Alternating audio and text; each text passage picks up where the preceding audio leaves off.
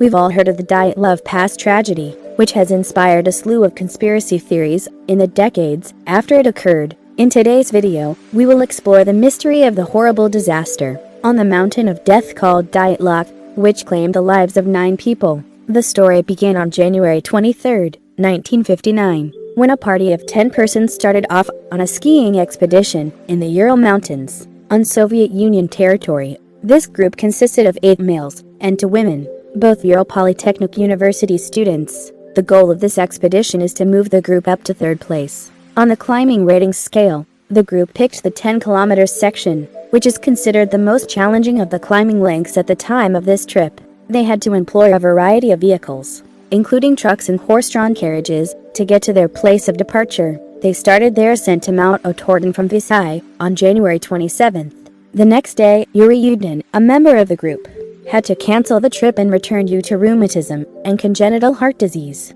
At the time, Yuri had no idea that canceling the trip was a life-saving choice by the strange events that transpired after that. After saying goodbye to Yuri, the group resumed their journey as planned, meticulously chronicling their adventure in each person's diary, as well as photos shot with the camera they carried.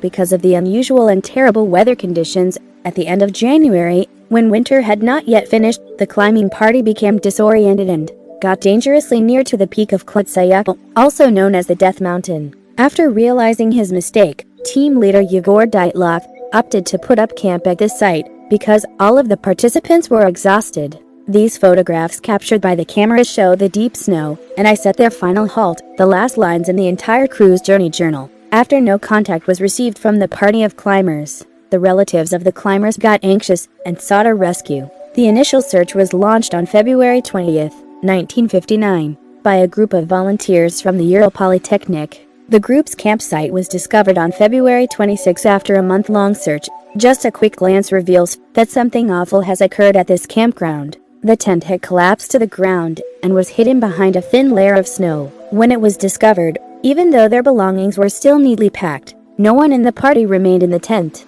Closer investigation revealed that the tent had been entirely ripped apart from the inside, and the 9 footprints heading from here indicated that the climbers had left the tent and traveled 1.5 kilometers to a woodland. The regularity of these footprints indicates that the group left the camp in a calm and organized manner, rather than panicking for some cause. Following the footprints of Yuri Doroshenko and Yuri Krivonishenko left near the morgue, they were discovered under the canopy of a Siberian pine tree. Next to the remnants of a small fire, the remains of the 2 men were discovered nude, with no weather protection other than a tiny piece of underwear. The pine tree at the location also had features that indicate someone attempted to climb up when the canopy at a height of about 5 meters showed signs of cracking. The remains of 3 more persons, Dyatlov, Kolmogorova, and Slobodin, were discovered in the distance from the pine tree back to the campground. These 3 also perished due to a lack of equipment to protect themselves from the lethal cold of the mountain. Despite the fact that there were signs of trauma on the bodies, all 5 victims were found to have died as a result of protracted hypothermia. The remains of the last 4 persons in the team were discovered 75 meters farther into the forest, buried behind a 3-meter-high layer of snow. 3 of these 4 persons died as a result of severe bodily injuries. 1 had a skull block, while the other 2 had significant chest damage that resulted in internal bleeding. These injuries are believed to be as severe as those suffered by victims of car accidents. One of these 3 people's bodies is lacking a tomb for unclear reasons, but it wasn't the craziest thing to happen to what was discovered, because after further examination, doctors discovered a significant amount of radiation left on the victims' clothing. So, why did 9 members of this climbing party opt to leave their secure tent on the mountain summit in the freezing cold? And where did the victims' bodily wounds and extraordinarily high amounts of radiation on their clothing come from? The first were radioactive traces left on the victims' clothing. Although several items of clothing have been proved to have been exposed to radiation, just 3 of these pieces of clothing contain exceptionally high amounts of radiation. The first 2 parts from the first corpse include a pair of pants with 5,000 CPM and a belt with 5,600 CPM. The other item is the jacket worn on the body of the 4th victim, with measurements ranging to 9,900 CPM. After identifying the victims, the investigating team concluded that the belt and pants belonged to Alexander Kolevatov, while the jacket belonged to Yuri Krivonishenko. According to report, the easy explanation for this is completely owing to the efforts of Kolevatov and Krivonishenko, because Kolevatov, an exceptional particle physics student, previously worked at a nuclear technology research lab, and Krivonishenko was recently involved in an effort to clean up a radioactive leak. This may totally explain the quantity of radiation appearing on the garments of the two victims, and because of the high amount of this radiation, it is probable that these radiations have been transferred to the clothes of the remainder of the climbers. Dubinina's body was discovered with her tongue missing, and it was established that she died as a result of this. There is some blood left in the victim's stomach, which is an unusual trait. Many ideas concerning the horrific acts have been presented as a result of these details. However, there is a very easy explanation. Because Dubinina's body was influenced by outside causes. When the victim's corpse was discovered laying face down in the glacier, the water flow damaged the victim's body, inflicting damage to the bodily parts since the flow and temperature were so low.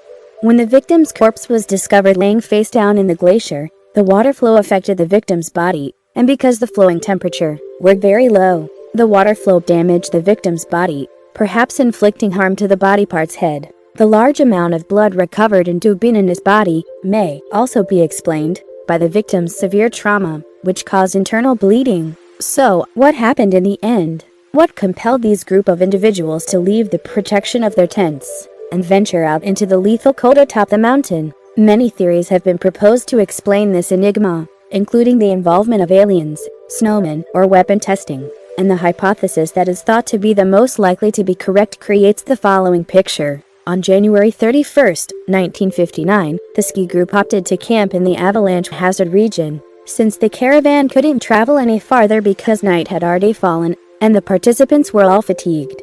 During the night, a loud noise that may have come from a nearby avalanche prompted at least 5 of the group members to assume that an avalanche was about to impact them. They ripped their tents and rushed out in only their pajamas, running from this deadly location to the edge of the forest, which is also the safest area when an avalanche hits. These people collapsed from the sudden drop in body temperature when they were lost in the darkness and severe snowstorm on the mountain top. 2 of them perished from hypothermia in the cold, and the remainder took a desperate choice to cover themselves with the clothing their two deceased friends were wearing, and risk everything to return to camp. The first walked 300 meters, the second walked 480 meters, and the third person walked 630 meters before collapsing from the cold.